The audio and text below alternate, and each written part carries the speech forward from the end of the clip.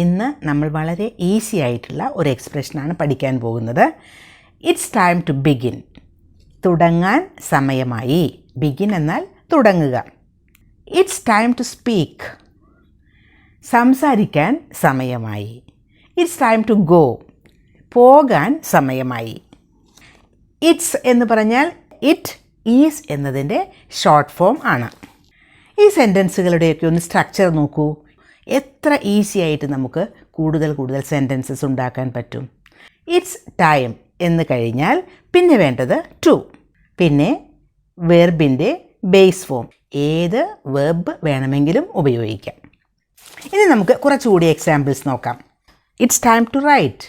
എഴുതാൻ സമയമായി. It's time to work.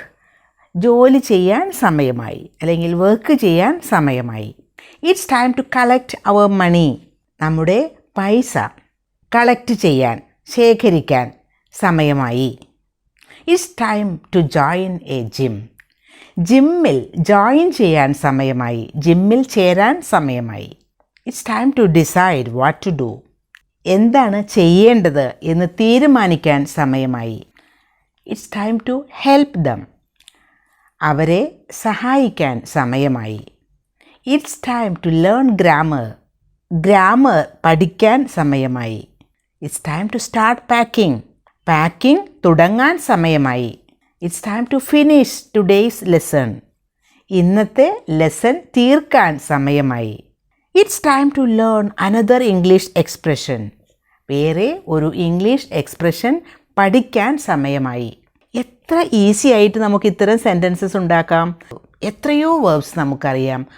ആ വേർബ്സൊക്കെ ഉപയോഗിച്ച് ഈ ഒരു സ്ട്രക്ചർ ഉപയോഗിച്ച് കുറേ സെൻറ്റൻസസ് ഉണ്ടാക്കി നോക്കൂ.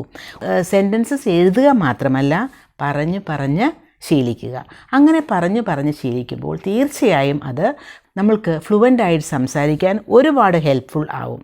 പല ആളുകൾക്കും എല്ലാം അറിയാമെങ്കിലും സംസാരിക്കാനാണ് ബുദ്ധിമുട്ട്. സംസാരിക്കുന്ന സമയത്ത് വാക്കുകൾ കിട്ടില്ല. പക്ഷേ അത്തരം ആളുകൾക്കും ഇതൊരു ഫ്ലുവൻസി പ്രാക്ടീസായിട്ട് തന്നെ ഉപയോഗിക്കാം.